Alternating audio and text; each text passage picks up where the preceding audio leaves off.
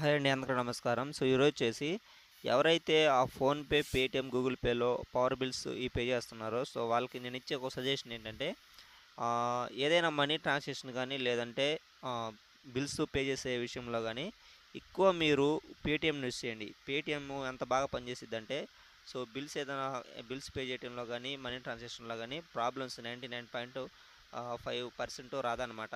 ఓకేనా? సో ఒక్కోసారి గూగుల్‌లో మనం ఆల్రెడీ బిల్ పే చేసేటప్పుడు పాత బిల్ కూడా చూయించిద్ది. సో అది వద్దనమాట. ఈ పేటీఎం అయితే మీకు ఎంత మనీ ఉందో సో అదే చూపిస్తుంది. So Paytm బాగుండిద్దనమాట. సో నేను ఇచ్చే సజెషన్ ఏందంటే మనీ ట్రాన్సాక్షన్ గానీ, బిల్ పే చేయడం గానీ, రీచార్జ్ గానీ ఏదన్నా గానీ పేటీఎం యూజ్ చేయండి. సో ఇప్పుడు దాకా ఎవరైతే ఫోన్‌పే, గూగుల్ పే వాడుతున్నారో సో వాళ్ళు అది ఆపేసి ఇది యూజ్ చేయండి. ఓకేనా? ఇదైతే సర్వర్ ఇష్యూ కూడా రాదు, బాగుండిద్దనమాట. So thank you friends.